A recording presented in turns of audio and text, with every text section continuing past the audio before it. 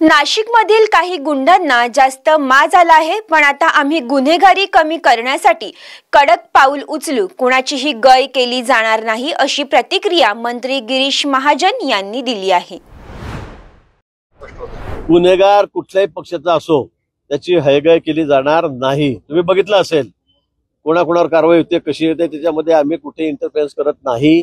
नाशिक शहरात ही वस्तुस्थिती आहे, खुनाचे प्रकार असतील, गुंडगिरी असतील, या ठिकाणी वाढत चाललेली आहे आणि म्हणून माननीय मुख्यमंत्री महोदयांनी सीपींना कडक इन्स्ट्रक्शन दिलेले आहेत।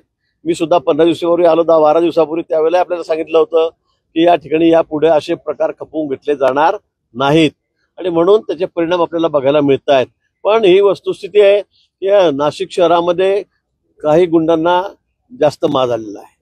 गुंड म्हणजे अगदी रस्त्यावर सुद्धा, रात्री सुद्धा कोणी कोणाचा धक्का लागला, कोणी दारू पिऊन जातं, टिबल सीट, 4 सीट, लगेच त्याला कोणी मारतंय, कोणी त्याला चाकू मारतंय, कुठे मर्डर सारखे प्रकार त्या ठिकाणी झालेत, MD सारखा त्याचा वापर या ठिकाणी चाललेला आहे आणि म्हणून मला वाटतं की या सगळ्यांवर नियंत्रण करणं अतिशय आवश्यक आहे।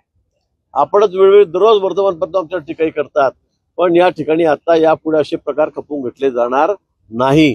कुठल्याही गुंडाची, कुठल्याही पक्षाचा असो, त्याची आता गय केली जाणार नाही, कुठे असो। या ठिकाणी कोणाची घरं बळकून घ्यायची, कोणाचे बंगले बळकून घ्यायचे, जमिनीवर जाऊन आपले बोर्ड लावून टाकायचे, तिथे टपऱ्या ठेवून द्यायच्या, मग त्याच्यावर कोणी अट्रॉसिटी करायची, कोणी धार्मिक स्वरूप हिंदू मुस्लिम त्याला द्यायचं, यापुढे हे अजिबात चालणार नाही। गरीब माणूस आहे, कष्टकरी माणूस आहे, अनेक पिढ्यापासून त्याच्या जमिनी या ठिकाणी, तर त्याच्या जमिनीवर तुम्ही अतिक्रमण करत असाल, टपऱ्या टाकत असाल, तर एकाही माणसाला, गुंडाला असं सोडलं जाणार नाही, कोणाची गय केली जाणार नाही।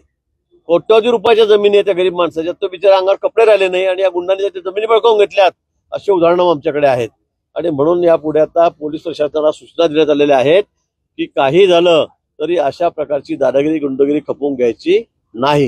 येणारा कुंभमेळा आमच्या समोर आहे आणि तो नसला तरी सुद्धा नाशिक सारख्या शहरामध्ये याला एक ऐतिहासिक पार्श्वभूमी या शहराची आहे, धार्मिक पार्श्वभूमी आहे आणि इथे अशा प्रकारचे कुठलेही दादागिरी खपवून घेतली यापुढे अजिबात जाणार नाही। आता जोकासु STP या अत्याधुनिक जॅपनीज तंत्रज्ञानाने सुसज्ज, quick installation, energy efficient, noiseless blowers, low maintenance या आणि अशा वैशिष्ट्यांनी परिपूर्ण जोकासु STP तंत्रज्ञान प्रकल्प उभारणीपासून ते विक्री पश्चात समाधानकारक सेवा देणारी, भारताबरोबरच परदेशात देखील प्रकल्पांची यशस्वी उभारणी करणारी company Deccan water treatment private limited.